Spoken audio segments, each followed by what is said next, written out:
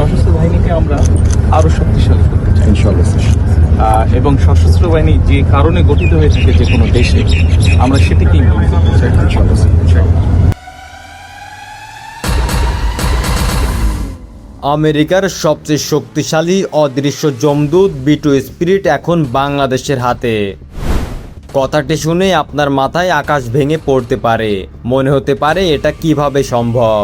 আপনার এই অবিশ্বাস হওয়াটাই স্বাভাবিক, কিন্তু একবার ভাবুন তো, যদি সত্যি $2 বিলিয়ন মূল্যের এই উড়ন্ত দানবটি বাংলার আকাশে ডানা মেলত, তবে দক্ষিণ এশিয়ার সামরিক সমীকরণ ঠিক কতটা বদলে যেত।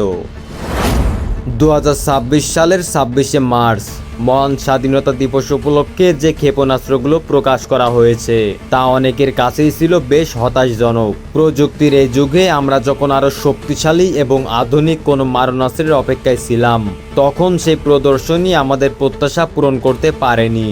আর ঠিক এই জায়গাতেই B2 স্পিরিটের মতো একটি অদৃশ্য ঘাতকের প্রয়োজনীয়তা প্রকট হয়ে ওঠে। B2 স্পিরিট কোনো সাধারণ যুদ্ধ বিমান নয়, এটি এমন এক প্রযুক্তি যা পৃথিবীর ইতিহাসে এক মূর্তমান আতঙ্ক। এর অদ্ভুত ফ্লাইং উইং নকশা আর এর গায়ে থাকা বিশেষ প্রলেপ রাডার সিগন্যালকে শুষে নেয়। ফলে এই বিমানটি যখন আকাশ দিয়ে উড়ে যায়, শত্রুর আধুনিক সব রাডার একে ধরতে পারে না। তাদের স্ক্রিনে এটি বড় কোনো বিমানের বদলে মাত্র একটি ছোট পাখির মতো দেখায়। এর মানে হলো পৃথিবীর যে কোনো শক্তিশালী আকাশ প্রতিরক্ষা ব্যবস্থাকে তুড়ি মেরে উড়িয়ে এটি অনায়াসে শত্রু সীমানায় ঢুকে পড়তে পারে। শত্রু টেরি পাবে না যে তাদের মাথার ঠিক ওপরে মৃত্যু দাঁড়িয়ে আছে।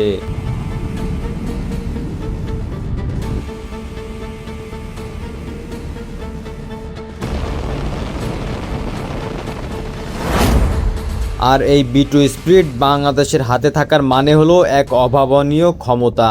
ঢাকা থেকে একবার ফুয়েল ভরে উড়ে গিয়ে এই বিমানটি কোনো বিরতি ছাড়াই হাজার হাজার কিলোমিটার পাড়ি দিতে পারে।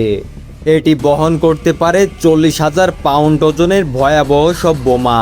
এর মধ্যে আছে GBU-57 বাংকার বাস্টার, যা মাটির 200 ফুট গভীরে লুকানো শত্রু বাংকারকেও মুহূর্তের মধ্যে ধুলোয় মিশিয়ে দিতে পারে।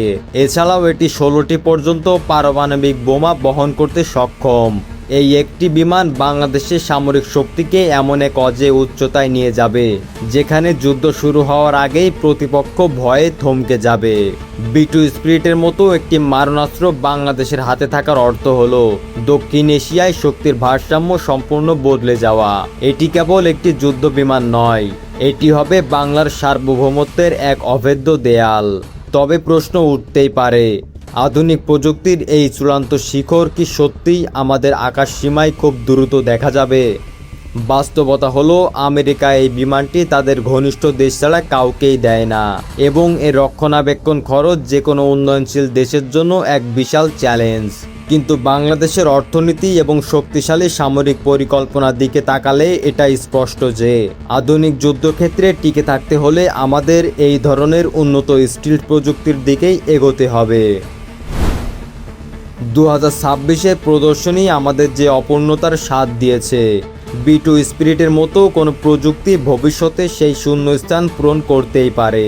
হয়তো আজ নয়, কিন্তু বাংলাদেশের বিমান বাহিনী যেভাবে আধুনিকায়নের পথে হাঁটছে, তাতে এই অদৃশ্য ঘাতকের মতো কোনো শক্তি কোনো একদিন বাংলার আকাশ পাহারার দায়িত্ব নিতেই পারে। প্রযুক্তি আর সামর্থ্যের এই অভাবনীয় সমন্বয় যখন ঘটবে, তখন বিশ্ব মানচিত্রে আমাদের সামরিক অবস্থান হবে সবার ধরাছোঁয়ার বাইরে।